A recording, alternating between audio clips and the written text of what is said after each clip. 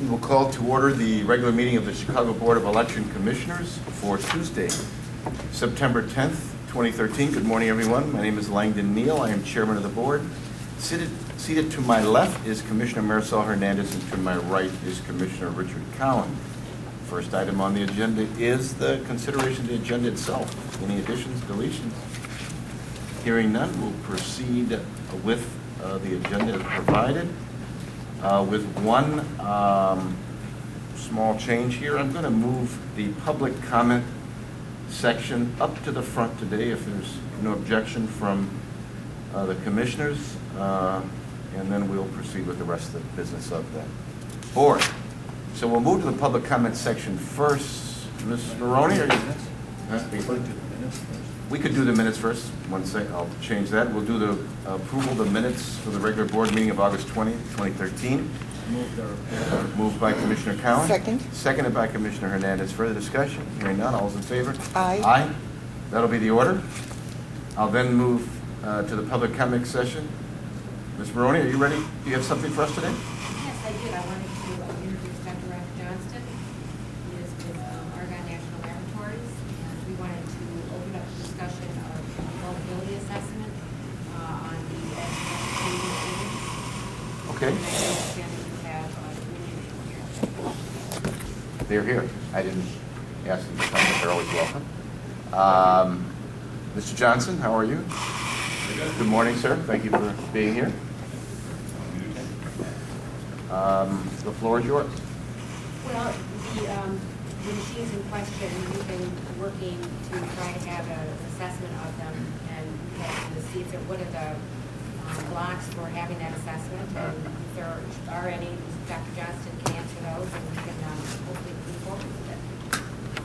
I think the last time, and maybe the commissioners can help me here, the last time, at the last meeting, I should say, we indicated to you that we would accept a letter from you summarizing the nature of your investigation, the scope, what you were looking to achieve, some details regarding your plan of assessment, so that we could correctly allocate our time and resources to your request. I don't know if we received anything like that.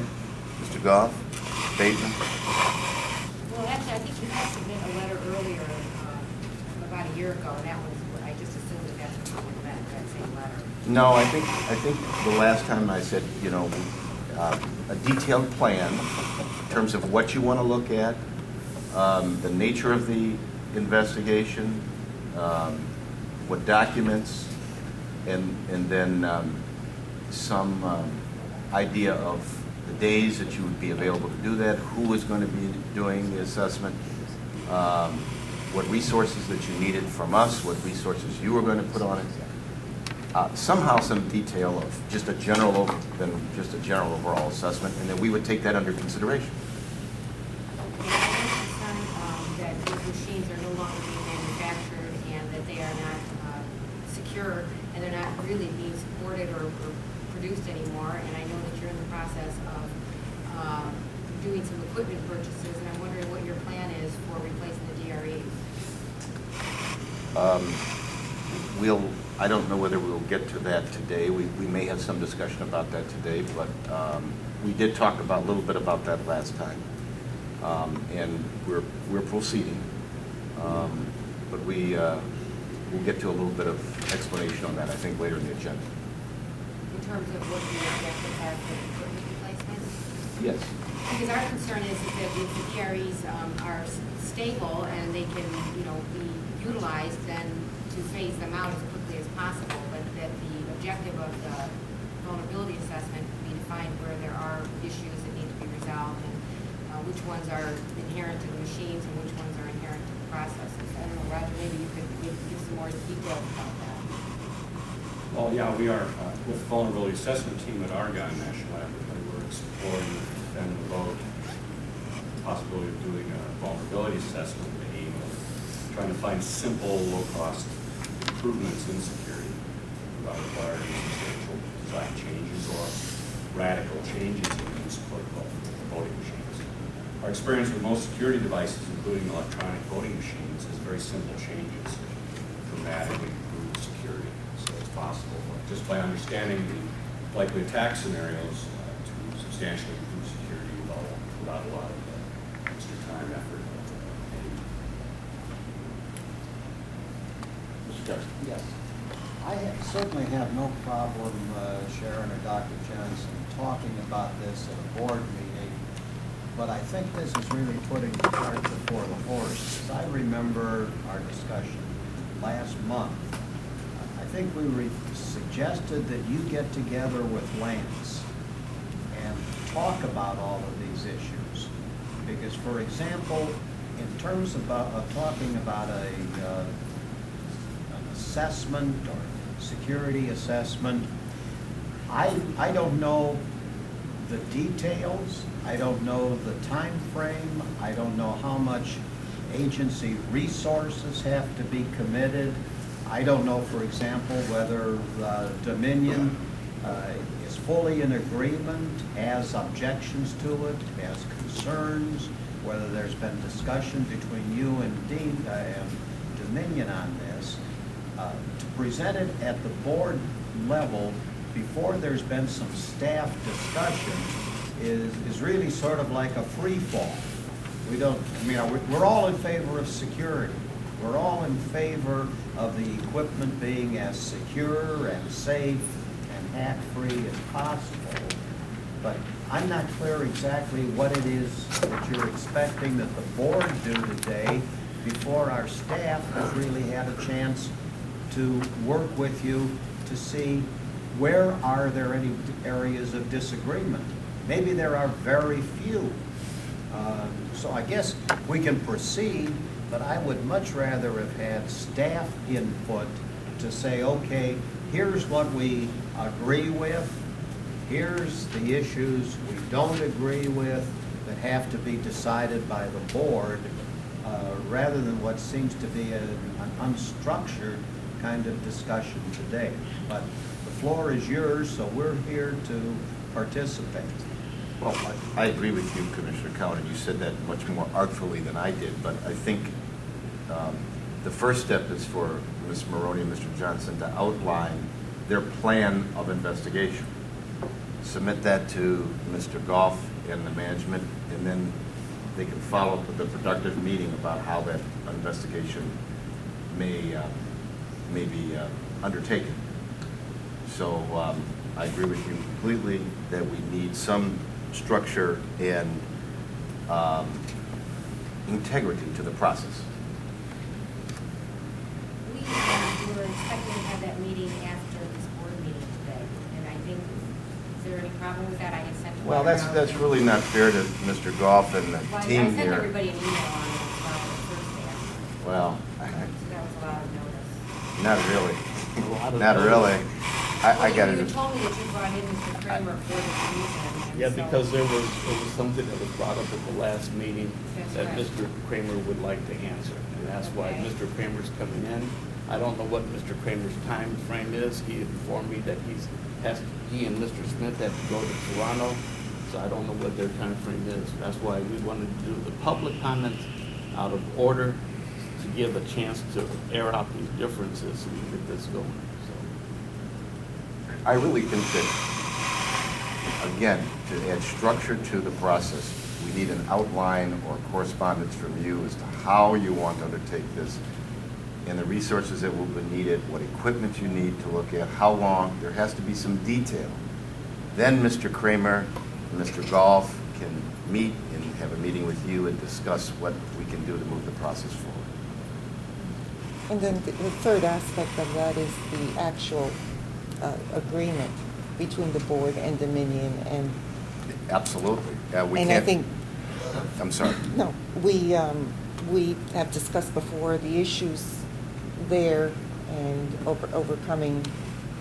We don't want to breach that agreement. Without a doubt, it's a three-party negotiation. Everybody has to be on board. Without all three parties agreeing, we're kind of stuck in the mud. So to speak. Let me just say this. I think this board is very liberal with the public comment section because I like to encourage dialogue, but occasionally I have to remind myself that public comment means just that. It's a monologue, not necessarily a dialogue. It's an opportunity for people to express their opinions and make comment on what we do here. I try to encourage dialogue because I like dialogue, but there has to be some structure to the public comment section. If Mr. Kramer's available afterwards, you can meet with Mr. Kramer and we can go forward. I suggested an outline that you might want to put it in writing, but if you don't want to do that, that's fine. But we got to move on through the public comment section. So, anything else? Yes, Yeah. that I wanted to raise. I noticed in the back meetings from April and May that there was a discussion on election judges and a recommendation that was made, I believe, to report to the infrastructure project for 2013 through 2015. And I had missed the meeting on that, and I'm wondering, is this board recommending that you hire independents as election judges instead of Republicans and Democrats as the 13.3 of the Illinois statute requires? No, that wasn't the recommendation. Okay. What is the board's stance on the independents? Well, That is my I can't. question. Yeah. Let us get back to you on that again. We got to move this forward. I can't really get into explaining what we've done in previous meetings during this session, but if you want to stay afterwards, we can talk about it. Okay? I think other people are interested in it too. Well, they can stay afterwards too. Anything else, Sharon? No? Okay, thank you. Anyone else for public comment section today? Mr. Kramer. Mr. Chairman, members of the commission, it's certainly my pleasure to be here, and perhaps if I'm going to be personally named in your meetings, I may need to be here for every meeting. It's not always convenient, but today... You're always welcome, Mr. Kramer. Thank you very much. I appreciate that open invitation, and certainly today, Mr. Smith and I were on our way to other meetings a bit east of here, to which we need to continue to get there, but we interrupted that travel schedule at no small expense, so we could be here, frankly, at your disposal to respond to any concerns or questions, et cetera. On this general topic, nothing has changed. I believe I was invited to visit on this issue of testing. Has it been a year now? It's been quite a while. I think both commissioners, you've expressed the situation extremely well. Commissioner Cowan, your comment about security as perhaps a moral high ground issue is right on the money. Of course, everyone wants to see a secure, accurate voting environment, as do we. And in fact, it's my job to collect that kind of feedback, whether it's Ms. Maroney, yourselves, from anyone, and I do, and certainly I have in the past. It's clearly it's important, however, that statements be accurate. It's important that this process be well defined. And again, I think about a year ago, that's where our position was as well. It's impossible to assess any likely outcomes from a process that's undefined. It's impossible, frankly, to make any reasonable or credible statements about the process until it's properly defined. So that was our position, remains our position, whether personally or professionally. That certainly remains my position. And, I just want to make sure that that was clear. And again, as always, we're at your disposal when and if and however may be needed. Thank you, Mr. Kramer. Mr. Goff. Mr. Chairman, we also had, at the last meeting, Ms. Maroney made a comment that she met with Mr. Kramer, and she said that Mr. Kramer told her that they are willing to have any of their equipment put to the test with Argonne Laboratories except for their DREs, and the reason they won't put their DREs forward because they don't think they will pass. and I want Mr. Kramer to answer that comment. Am I right, Ms. Maroney? That's what you Yes, said? you can say that to me, and I can say that before me.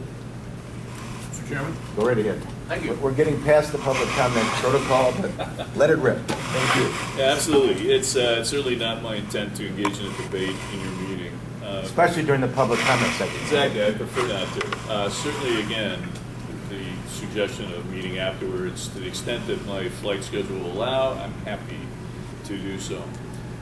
But no, I did not say that the DREs would fail any testing. It would be impossible for me to make that assessment because we don't have a test. We don't have a test plan. We have nothing by which to, again, make such a statement in a credible manner.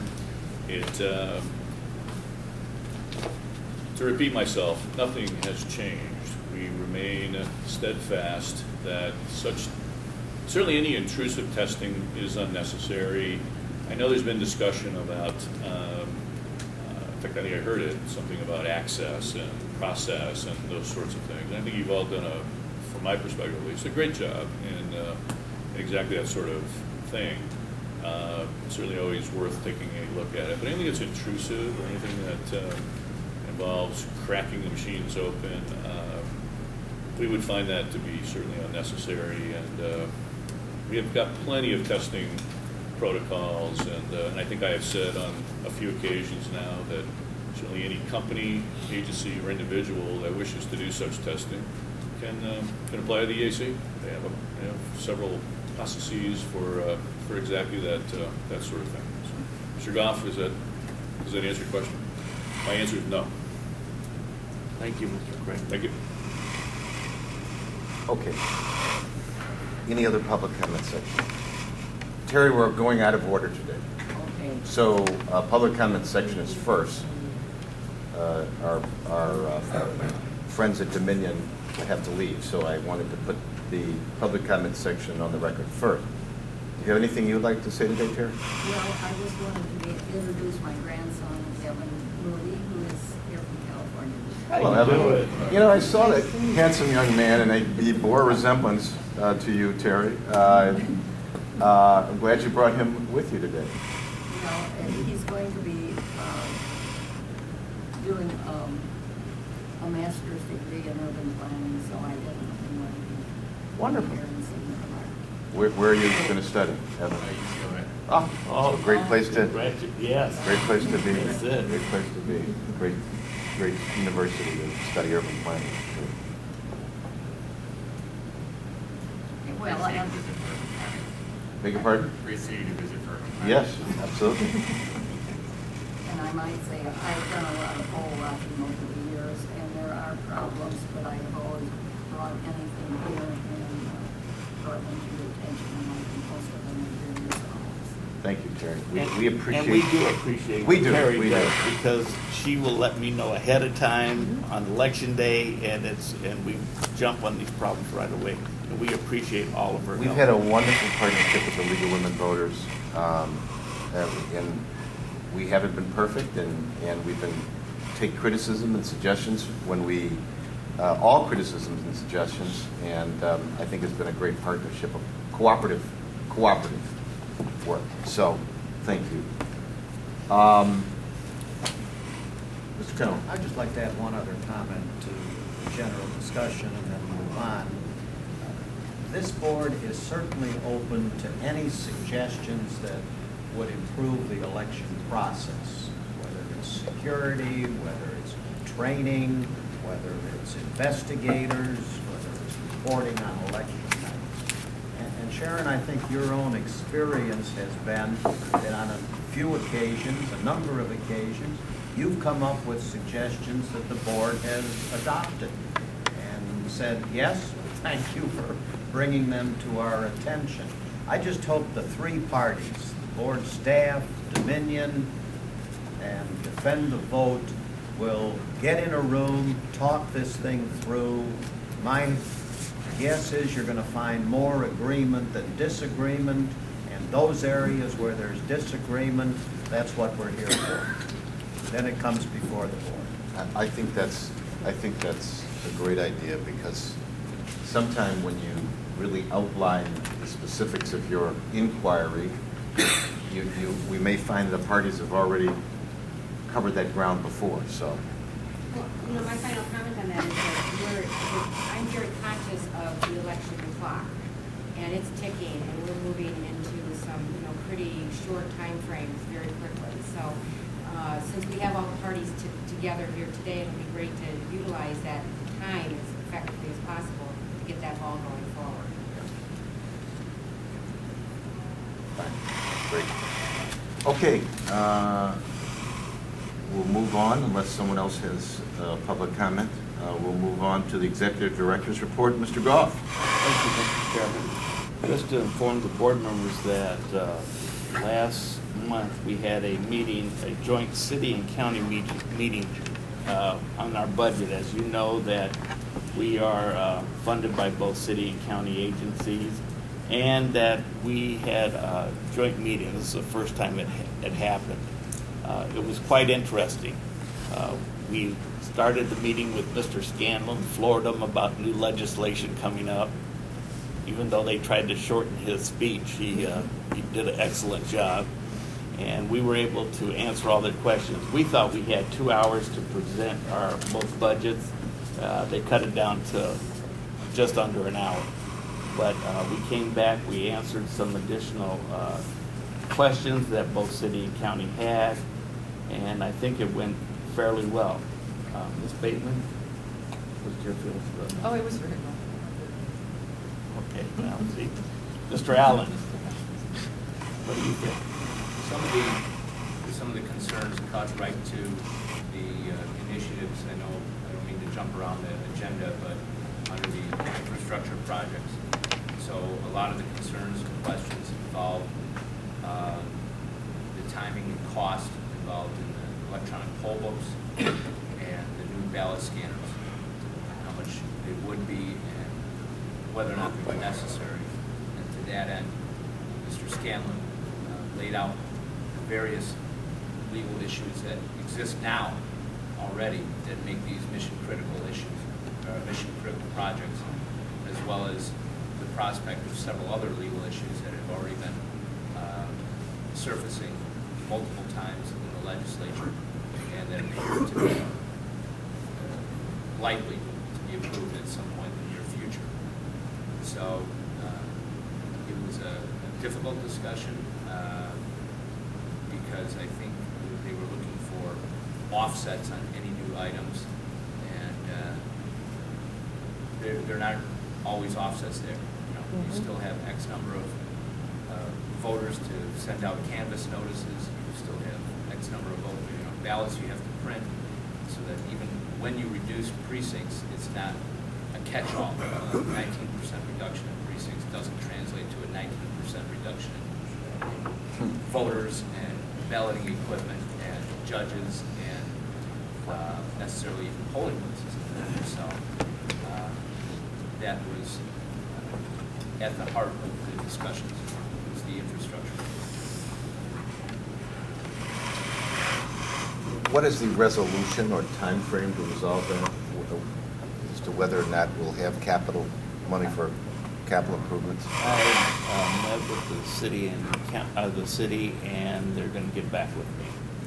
And it's like hurry up and wait. I've been making phone calls every day. So there's going to be a time where I'm time critical, so we may be running out of time. So it's something what's that I'm trying to.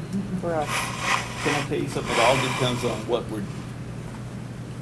the directions that we're going in, Commissioner. I'm not sure. I can't give a timetable right now, but it's urgent. So we're working as quickly as possible. In fact, Mr. Scanlon is going to report on an RFP that he's going to send out for poll books. We're going to send it out, but if we had funding or not. But it's something that we're going to work on real fast. So we're going to start. This is the month where we start preparing our RFPs and start sending them out. Okay. So we're going to go full speed ahead. To that end, we will discuss with city and county officials that this is the time to implement any kind of new equipment because we're rolling into the primary. That's a low turnout affair. and then after that, you're into the general election. You're overlapping with the petition circulation and rejection process for municipal, so, and then the next one is a presidential election, so none of those options are as good as trying to implement these in the primary. We emphasize that over and over again. But right now, we're working on a new VR system, so we're moving ahead on a lot of these projects right now. So hopefully we'll be up and running for this upcoming primary full speed ahead. So. All right, any questions of Mr. Goff on that? Does that complete your report, Mr. Goff? Yes, it does. Okay. Ms. Bateman, did you have anything else you wanted to add to the report? We're just working hard on department. Voter registration, as you know, is a year-round department, and we're working hard to keep up with our voter registrations because of the fact that Canvas is coming, as well as petition checks very soon. So, yeah, every member of the office that's free is working on voter registration. Mr. Allen, anything for you today? Speaking of Canvas, we're moving ahead, as Bateman noted, and we've already identified approximately 40,000 records within the city of Chicago that is changed through the National Change of Address system through the Postal Service. But then we'll still have a full canvas of the 1,400,000 records. So we'll have second notices going out to those NCOA identified voters, and we'll have first and second notices to any canvas notices come back on the voter. So that's moving ahead by the end of this month. We should be getting a mail with that. That's it. Have we redesigned our piece that we're sending out for the canvas?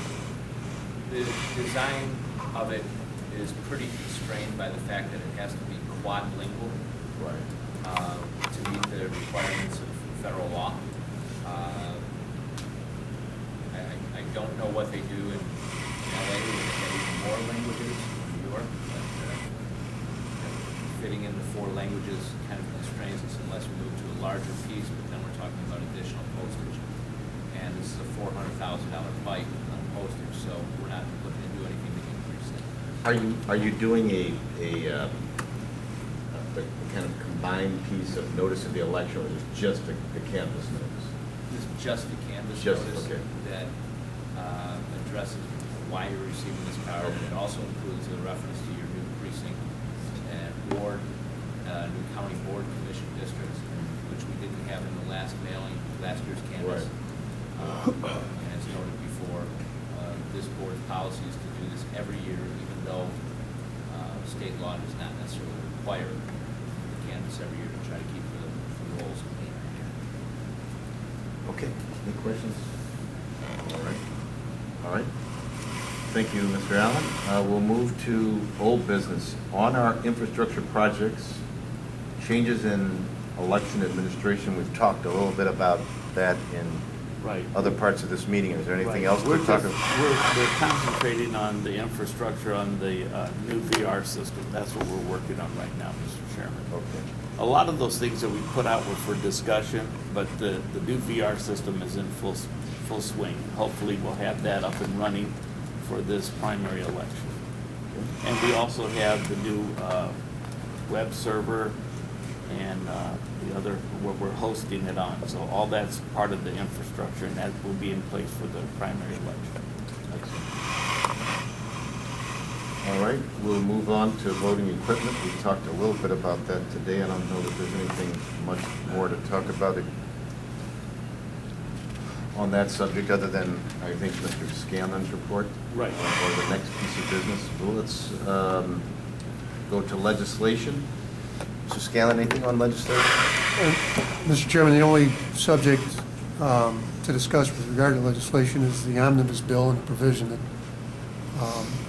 authorized the counting of provisional ballots in the wrong precinct, which I think we'll address in more detail under new business. Right. Okay. Any other questions from the commissioners on that? All right, let's move to new business then and talk about the RFP for electronic poll books. Mr. Goff, you want to tee this up? Mr. Scanlon is working on the request for proposals, so I'll have Mr. Scanlon report on that. I've circulated to the commissioners a draft of a request for proposal for electronic poll books. I also circulated a copy of a proposed or modeled contract for that particular project. This, of course, as Lance pointed out, is subject to funding and an appropriation. But in order to kind of move things along, we've submitted this to your attention and for your review and approval. I'm glad to answer any questions with regard to the draft of the documents, and we'll just ask for authorization to release the RFP in the event that Mr. Goff gets the go-ahead on the funding issue. This, of course, would include some other documents, most of which are fairly routine as far as economic disclosure statements, confidentiality agreements, and so forth. But the two main documents are documents I circulated for your review. Is this based on other RFPs for electronic poll books that you reviewed, or what is it? I mean, it is a very detailed, very thorough proposal. I assume it's not 100% original drafting. No, it's not. And I have to give credit to the County of Cook because I've borrowed heavily from their RFP for the electronic poll books. So that document was certainly forefront when I drafted this document. There are a couple other additional items that are in here that are not in the county's RFP, but I hope that it will be detailed and thorough enough to do the job. I think we approve the release of the RFP. Moved by Commissioner Cowan. Second. Seconded by Commissioner Hernandez. The only comment I would make, Jim, is it possible to include a minority business and women business statement in terms of our policies, goals, and objectives? Whether or not that is possible in this particular procurement, I think is debatable. However, I think if we do should state our interest in diversity and encourage the respondents to be imaginative as they can to include minority and women-owned businesses in their submissions. There is a statement in there. Okay. Perhaps I can take steps to highlight it so That would be great. it's more visible to prospective vendors. There's also a requirement in the model contract that would require I knew we had that. any vendor to state to what extent they have complied with the City of Chicago's ordinances and requirements for minority and women-owned businesses. But again, I'll certainly go through that again and to make sure that it's highlighted and clearly visible and apparent to any prospective vendor. Thank you. Moved and properly seconded. Further discussion? Hearing none, all those in favor? Aye. Aye.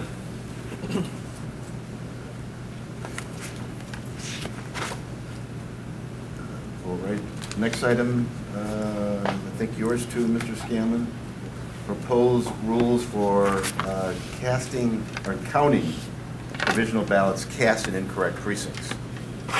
Correct, and actually, these are the State Board of Elections proposed rules. Public Act 98-115, that was the omnibus bill that was passed by the General Assembly, and it was a 194-page bill. In that bill, there were some provisions that dealt with provisional voting. Specifically, the General Assembly authorized that provisional ballots cast in the incorrect or wrong precinct would be counted, or at least would be counted for certain offices. The bill says that it would be counted for all statewide offices, which would include the state constitutional offices, governor, lieutenant governor, treasurer, controller, attorney general, secretary of state. It also required that votes cast for federal office be counted. although there is an issue, I think, with respect to representative in Congress that I can get into more detail.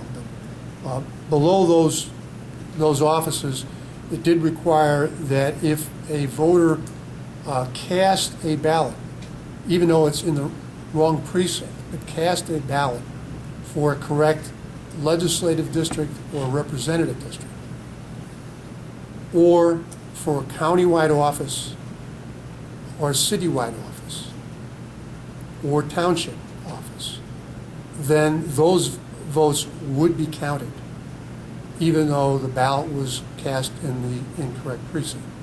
Right now, of course, the law provides that ballots that are not cast in the correct precinct would not be counted. Right. Provisional ballots would not be counted. And that certainly has been the law of the land insofar as the federal courts are concerned. HAVA, when HAVA was enacted, it had language in there that's saying that if it's cast in the correct jurisdiction, then it would be counted. Most of the federal courts that have addressed that have said that when Congress referred to jurisdiction, they were referring to precincts or districts. In other words, the smallest territory in which ballots can be cast as a unit. And so it respected the various state law requirements that ballots would have to be counted in the correct precinct in order to be, or would have to be cast in the correct precinct in order to be counted. And that has been, I believe, the preeminent authority as far as federal law is concerned. So they respect the state law requirements in this regard. Illinois has always had a rule that in order to be counted, a ballot would have to be cast in the correct precinct. So what the General Assembly did here is they have carved out an exception. And the exception is that if it's cast in the incorrect precinct as a provisional ballot, it will be counted, at least it will be counted insofar as those offices that are common to both the correct precinct and the incorrect precinct. Now, that statute also said that those ballots or votes would be counted in accordance with rules adopted by the State Board of Elections. And so the State Board of Elections has adopted and issued a proposed rule, which will have to go through the Joint Committee on Administrative Rules. So there is a process for reviewing those rules and commenting on those rules. But the proposed rules, as drafted, provide not only would it be counted if it's cast in the incorrect precinct, but it would have to be counted if it's cast in the same county. So, for example, in counties where you have city boards of election commissioners, such as we have here in Cook County and the Chicago Board of Election Commissioners, under the state board's proposed rule, if a ballot, a provisional ballot, is cast by a voter who resides in the city of Chicago, but that ballot is cast in suburban Cook County, the board would have to transmit that ballot to the Cook County clerk. And then the Cook County clerk would have to count those votes for the offices that are in common with the correct precinct and the incorrect precinct. Similarly, if a resident of suburban Cook County who may be in the city of Chicago for work, for example, and cannot or does not want to go back to his or her polling place in suburban Cook County, they can cast a provisional ballot in the city of Chicago. And then we would have a duty to transmit that ballot to the county clerk, and they would have to count it. And if anyone resident in the city who votes in suburban Cook County, likewise, the county clerk would have to take those ballots and transmit it to the board, and the board would have to count votes cast for common offices. So it seems to be this is a rather vast departure from anything we've ever seen before. Yes. Counting ballots in an incorrect precinct is one thing, but counting ballots that are cast in an entirely different election jurisdiction is quite another. Well, and that raises a question in my mind. Normally, if you have a suburban voter come and try to vote, we would tell them, you know, you're not a city voter, Correct. right? Correct. Go to your respective precinct in wherever you live. Correct. So does that change? No. Or- No. The judges of election will still have a duty to inform a voter that they are not in the correct precinct and would have to take steps to inform the voter where his or her correct precinct is located. And would have to tell them that you need to go to that correct precinct. And, you know, in past practice, you know, the judges are instructed to tell them if they don't go to the correct precinct and you insist on counting that provisional ballot here in the incorrect precinct, it will not be counted. But under this proposed rule, if that voter says, okay, thank you for informing me that I'm not in the correct precinct, and thank you for telling me where my correct precinct is, but I still wish to insist on counting or casting the provisional ballot in this precinct, it would seem it would be the duty of the judges to give that voter a provisional ballot, and if the voter cast that provisional ballot, to count any votes for any office that are in common with the correct precinct and the incorrect precinct.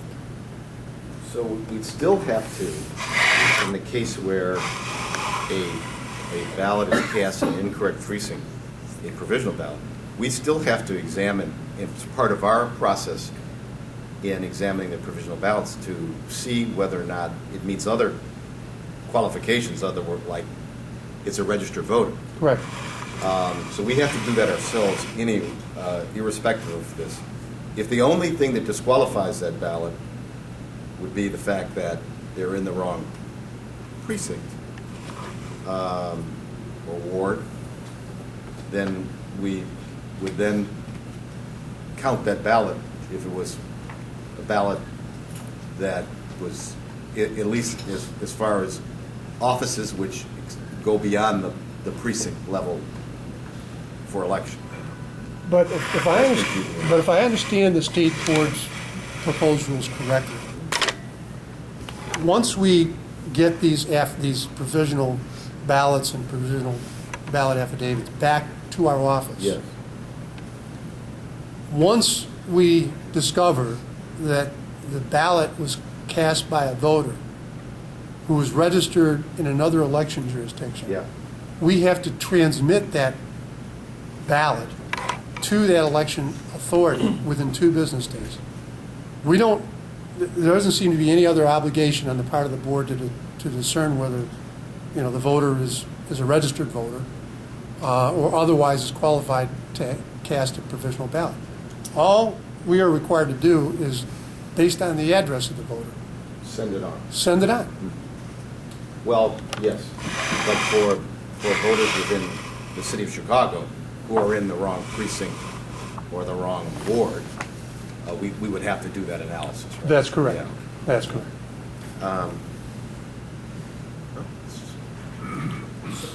So Jim, is the net result that so long as you're registered someplace in the state of Illinois, you can cast a ballot in any precinct? Not quite that far.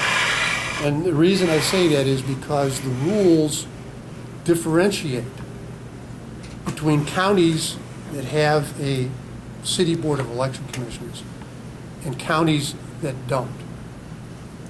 So, for example, you have to be in the same county in order for the ballot or for the votes to be counted. If someone, for example, resided in Lake County and works in the city of Chicago, they decide, I'm working down here, I'm not going to go back to my precinct up in Lake County, I'm going to cast my provisional ballot here. That vote or those votes would not be counted because that voter is not in the same county, not in Cook County. So there is, It's a county line. there's a county line, correct. And if it's cast in the same county, then it would have to be counted. And if it's cast in the same county within a city board of election commissioners, we would have to transmit to the county clerk, and cast in the county, the suburban area of Cook County, county clerk would have to transmit to us. So there is some limitation. Why that limitation? Why that distinction? I don't know. Because there's nothing in the bill, and of course there's no legislative debate on this provision that we know of that would shed any light on it. So we don't know why the state board has drawn that distinction. We do know, we've heard reports that they've had discussions with legislative staff, and perhaps this is coming from legislative staff. So I don't believe the state board has come up with this proposed rule on its own volition. I think there is some other driving force behind it. But nonetheless, there doesn't seem to be any. Who notifies the provisional voter of what he or she needs to submit, and where does the voter submit that proof of eligibility? Well, that's a good question, because as I understand the rules right now, that if a voter, let's say a suburban voter in Cook County comes to the city of Chicago, and we get the ballot, we have a duty to transmit it within 2 business days after the election. That would be at the Thursday after the election. So we would have to send the ballot to the Cook County clerk. Now, under another change in the law, a voter would have 7 days, it used to be 2 days, to submit any additional documentation in support of his or her provisional ballot. Now they have 7 days. So if they take their time allowed under the new statute and they submit something on the 7th day, it would seem that we'd have an obligation then to forward that information to the Cook County clerk as well, to assist the clerk in making any determination whether or not the provisional ballot is valid and should be counted. Does this require, Jim, that we notify, and then as in the second question, part B, is encourage voters that are only interested in casting ballots for statewide office or countywide office, just come in wherever you want to go. Just cast a provisional ballot and you're all set. Well, I'm being a little facetious, but I mean, well, still. that is the bottom line. I mean, I don't know that we have any obligation But we have to tell them what the law is. to right? inform voters, but there may not be an affirmative duty, not that I've read in the rule, Yeah. and certainly nothing in the statute. I don't believe there's any affirmative duty on the part of a judge of election to inform a voter, well, sure, you can cast a provisional ballot here in the city of Chicago, even though you live in suburban Cook County, and if you do it, we're going to count all your votes for governor, we're going to count all your votes for U.S. senator or president. So, go ahead. Yeah. But I'm sure that once word of this bill gets out, Right. and voters understand that, and if they're only interested in their vote for president, or only interested in their vote for governor, or even for state senator, state rep if they happen to live in the same district. But I would expect, at least at the presidential level and governor's race, a lot of voters may only be interested in that race. And they figure, okay, fine, I know under the law, even if I go to the wrong precinct, they've got to count my votes for that, and that's all I care about, so go ahead. So, but even for those votes, for the statewide offices, does that voter then have to do anything affirmatively once he or she casts his ballot in a different jurisdiction? No. Okay, it's No. just, they would have to do something affirmative for the other. They would have to do something affirmative, or let's put it this way, they have the option to do something affirmative if they want to submit something in support of their provisional ballot. For example, if there's a question of whether or not they're truly registered, they can submit a copy of their voter registration card or any other documents. They're not required to do that. Right. They're not required to do that. The law does not require any other than completing the provisional voter affidavit. The law does not require a voter to take any other affirmative steps. They have the option, but there's not a duty. So I still ask the question then. I mean, do we, as an election jurisdiction, not judges of election, do we have an obligation to tell voters about this change in the law? And therefore, the 10-second soundbite will be, if you're only interested in state offices or in countywide offices, you may vote anywhere you want within the county of Cook by casting a provisional ballot. You pick any precinct you want. Just, this is the new law. It's part of our Bill of Rights. Well, I don't. I'm just begging the question, Okay. discussion, obviously. And I will defer to Mr. Allen because he has his hand raised on that. This was part and parcel of our presentation to the city and the county about the importance of the electronic poll books. Yeah. Because right now, the judges have the ballot applications for only the 600, 700 people Right. who are registered in that precinct. And when the person comes in, they have no ability, unless they have a smartphone and time, and there's not a line going out the door, they have no ability to direct the voter to the correct precinct. Right. And the electronic poll book would have all 1.5 million voters so that you could say, you belong in the 44th Ward at St. Thomas Church or such and such school, whatever. And that was part and parcel because we were laying out this scene to the budget makers saying, we want to do everything we can to avoid provisional ballots because of this.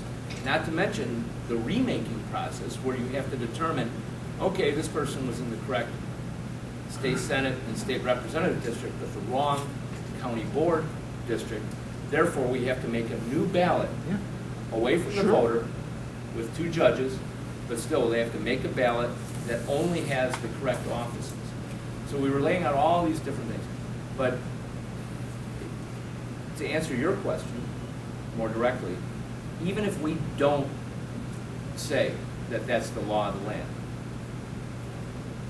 I can envision a campaign Sure, saying, absolutely. you know what, even if you're not in the right precinct, don't worry. And on one side, we are saying publicly to our voters, vote the top of the ballot down to the bottom of the ballot. And we're telling them, go to the precinct Yeah, on election day right. to make sure your entire ballot counts. So, right. So we're going to get voters who follow our instructions and vote every office on the ballot, and we're going to be remaking these ballots if we have them exercising this new right. We're going to be, first of all, we're going to be remaking many, many more ballots, and we're also going to be not counting votes. Yeah, we may disenfranchise them on one of those levels, Yep. sub-circuit, state senate, state rep. It's county very board. interesting, very interesting. I'm sure this will be the subject of further discussion, but my initial reaction is we should stay with our historical precedent of encouraging people to vote in the right precinct and vote the entire ballot. I agree. I agree. Well, a we're lot of slowly questions. inching toward, Well, we're slowly inching, Yeah. we're getting there, so.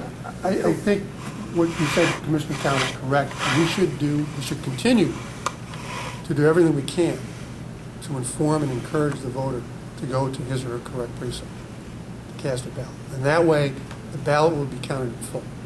And that should be, the primary goal. But, with the change in the law, we now have a legal obligation to count provisional ballots, even if they're cast in the incorrect precinct. That's one new obligation we have. But the other obligation under the state board's proposed rules to start accepting ballots and counting ballots in between election jurisdictions, I don't see anywhere, I don't find any support in the law for that. Well, that's what I see conflicts between HAVA and the state law and what the State Board of Elections has implemented. And I think that's ripe for litigation and at one point, so. It'd be interesting. Well, this, again, puts more responsibility on the local election authorities and why we need resources and technology. And this is going to put huge impact on this agency. We're gonna have to hire judges of election to count these ballots and remake them. We're going to have a, Need to find space to put actual bodies to do these Yeah. remakes. And what do we do with early voting? Now, what do we do? We have a set of provisional ballots ready for early voting and will be used. But we still do get, occasionally we get provisional ballots during the early voting process. but very Not a whole few- lot, but very we do few- get some. Very few, though. Okay. Approximately, Lance, how many provisional ballots do we get each election that we reject because they voted in the wrong precinct? We get about 22,000 and rejected, oh, Jim's got it right here. I'm sorry, can you get? For November 2012 election, there were 3,735 provisional ballots cast in the wrong precinct. So that's the dimension of the administrative responsibility to sort those out. Correct. And to remake those, And we can make them. which is a very time-consuming Yeah, process. that's the part I have a little concerned about, is remaking of the ballots. And it gets even trickier if we're dealing with a provisional ballot cast on the touch. Yeah. And the county of Cook does all of their provisional votes. I don't know what their numbers are offhand. They do all their provisional ballots on the touchscreen device. So if they have City of Chicago residents who are working out in suburban Cook County and cast their provisional votes in suburban Cook County, we're going to have to find a way to get those votes, those touchscreen votes, and somehow remake them. I don't know how you- We've had some Yeah. discussions with Yeah. folks at Dominion about this, And with the county. and I think it's going to be a challenge. Wow. Wow.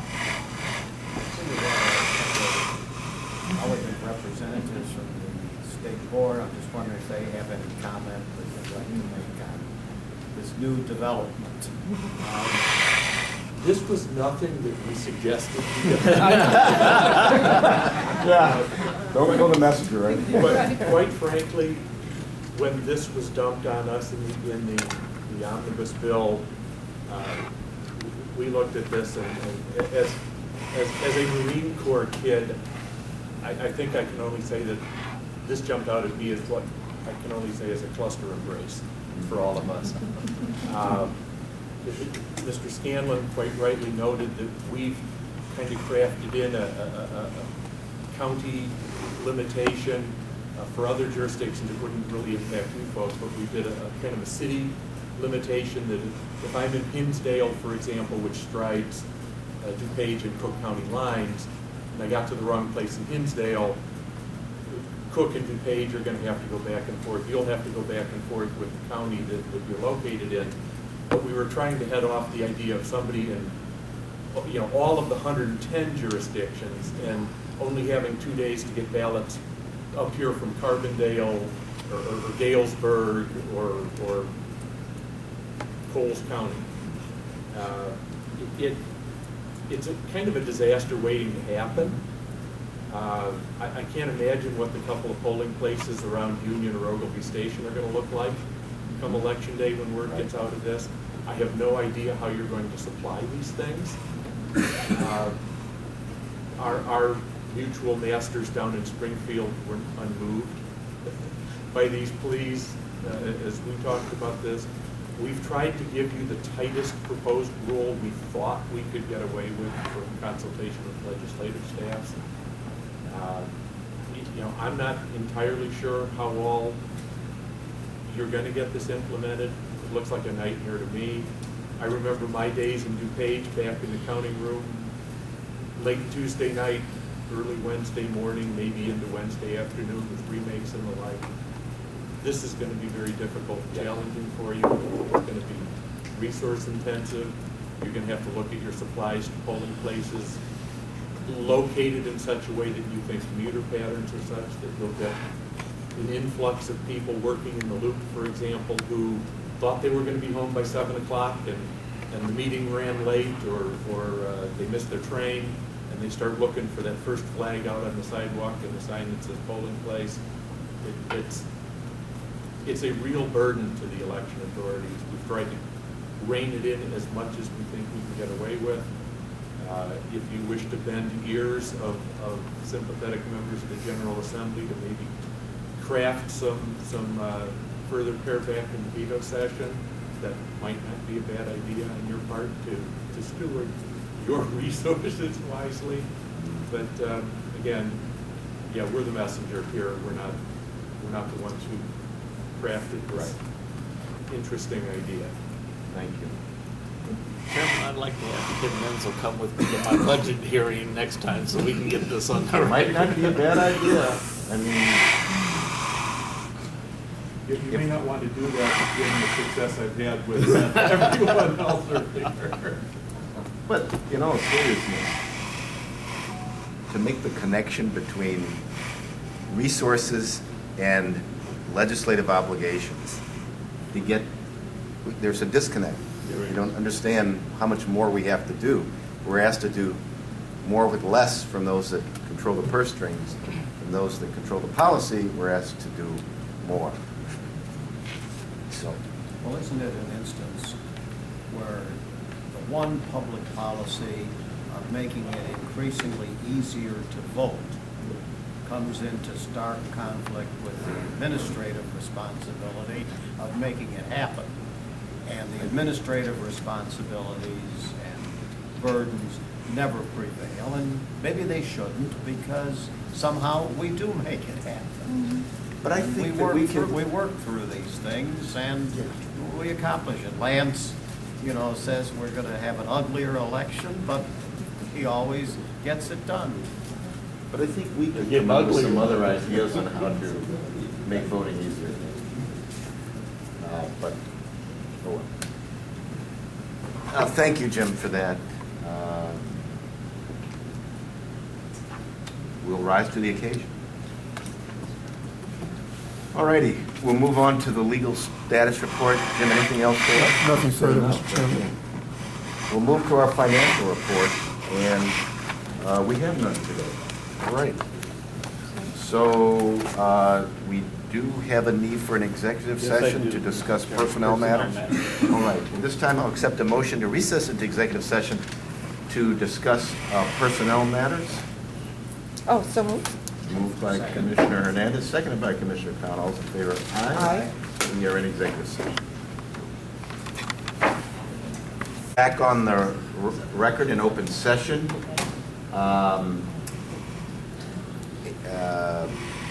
Ms. Bateman, do you want to make your request in open session now regarding a potential hire for the position of community relations or community services manager?